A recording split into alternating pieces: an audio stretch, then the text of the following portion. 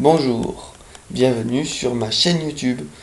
Aujourd'hui, je vais vous présenter une vidéo pour pouvoir télécharger anonymement sur uTorrent. Donc, nous allons d'abord commencer par installer uTorrent et voir auparavant les outils dont nous aurons besoin. Nous aurons besoin bien sûr d'uTorrent, j'ai la version gratuite ici, de Advor, qui est un client avancé pour Tor, et bien sûr d'un torrent. J'ai pris un torrent légal, Batragnum R3 sur VMware, je l'ai pris vite fait. Et je vais vous prouver comme quoi que ça marche. Donc installons uTorrent. Enfin, on dit uTorrent, mais en fait c'est le symbole micro torrent. Donc ça c'est l'installateur internet.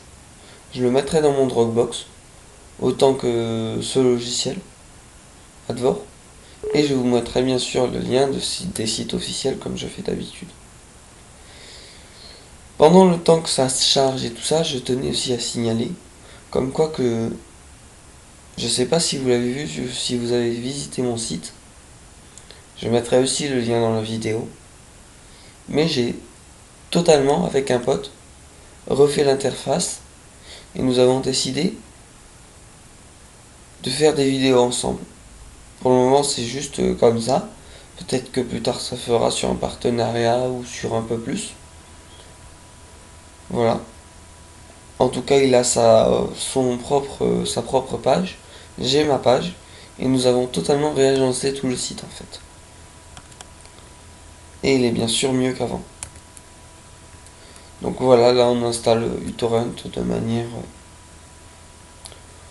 normale. Voilà. Alors ça, non. Oui, ça oui. Ça non plus. Voilà, ça il faut éviter hein, ce genre de logiciel. Pareil ici.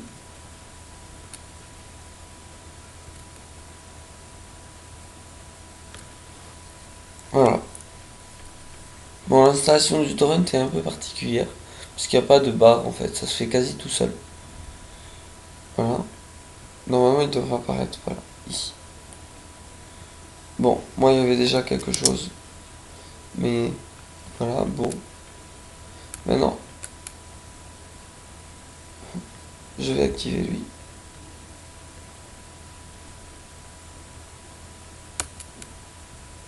Je vais l'arrêter de suite.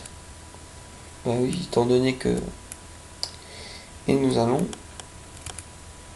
extraire Advor. Ici. Advor signifie Advanced Onion Router.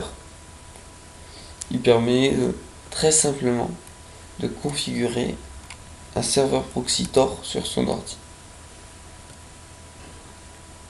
Il est en anglais. J'ai essayé de le traduire en français, mais j'ai pas réussi. Voilà. Donc, son interface est un peu simple. Hein. Ici, on a le port du proxy. L'adresse, ça, il faut pas le changer.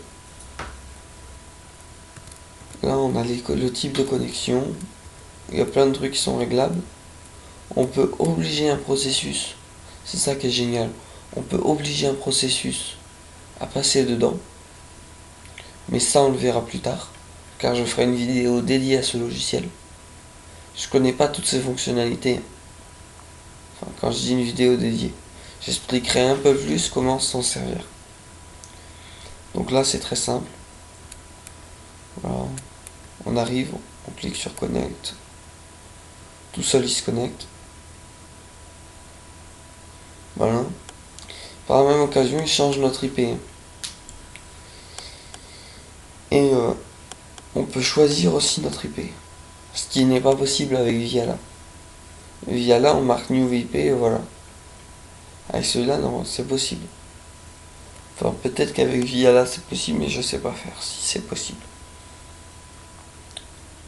Viala, c'est ce que vous trouvez sur Tor Projet. Advor, c'est un projet qui est à côté, qui ne fait pas partie de Tor Projet. Par contre, si vous voulez utiliser Advor, je vous conseille d'avoir déjà utilisé Viala, parce que Viala est en français. est très simple à utiliser, même s'il n'a pas toutes les fonctionnalités que Advor propose. Par exemple, Advor, au niveau des item service, un item service c'est un service caché. Il est puissant parce qu'on peut quasi soi-même choisir sa propre adresse. Ouais, bon. Voilà. Normalement, si je vais dans mon navigateur. Oui, d'abord moi, oui, ça c'est pour moi, je fais comme ça. Étant donné que j'aime pas que toutes les pages soient dans une autre langue que celle que je sais lire, je cherche un peu French, France, random, select, et voilà. Une IP aléatoire en France. Donc là, je vais juste vous montrer au niveau du navigateur comment ça marche. En fait, c'est ultra simple. Ça crée un proxy qui peut être réglé pour toutes les applications qui possèdent un proxy. D'une manière autre, on peut faire passer n'importe quelle application, même Minecraft, dedans. Si vous faites passer Minecraft dedans, sachez que ça ne sera pas votre IP. Et donc vous pourrez par exemple avoir plusieurs comptes sur certains serveurs ou si vous voulez pirater ou quoi que ce soit. Voilà. Donc je mets la même IP que le serveur, celle qui avait écrite ici, et le même port. Sachez que 127.0.0.1 indique votre machine. Peu importe où est-ce que vous la tapez, ça indiquera la machine sur laquelle c'est tapé. Si vous le tapez sur la machine du voisin, c'est un truc virtuel. C'est virtuel, c'est intégré au système d'exploitation. C'est obligatoire pour tous les systèmes d'exploitation.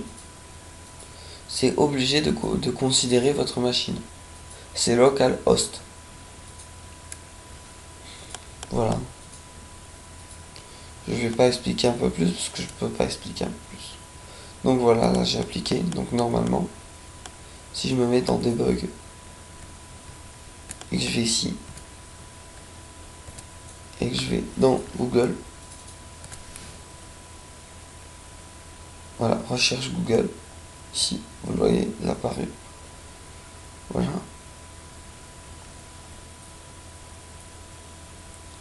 Il est vraiment très puissant. Bon voilà. Là, encore une fois, recherche Google.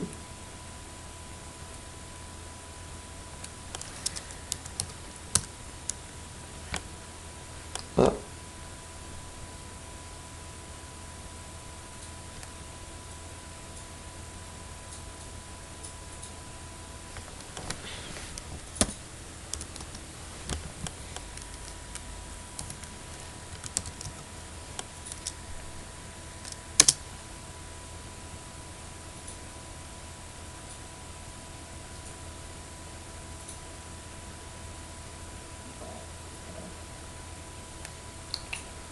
Voilà.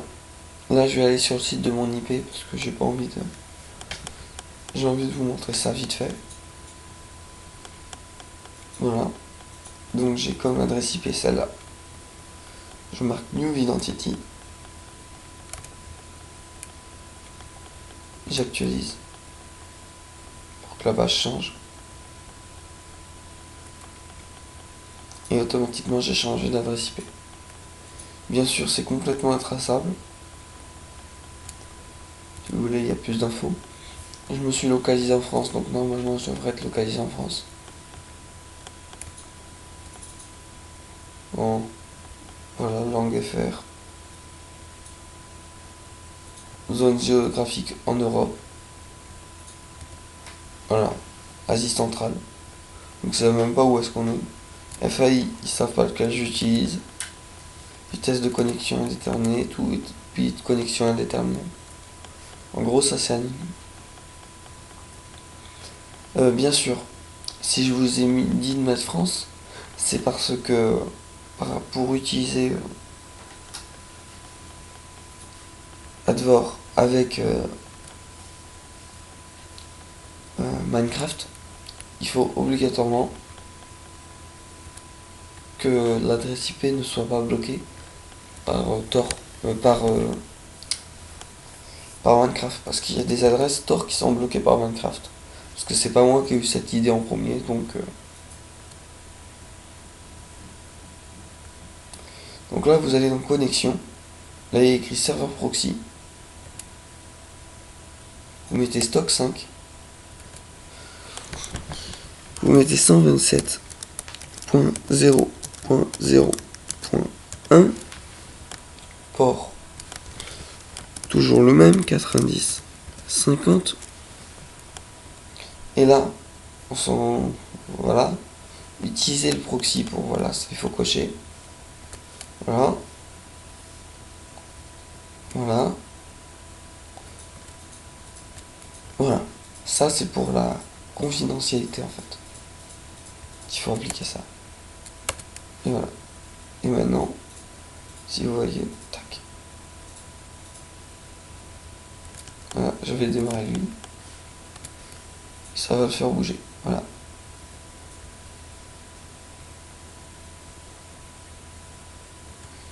Et il se met à se télécharger. Voilà. Ça va pas arrêter de bouger. Étant donné que je télécharge ici.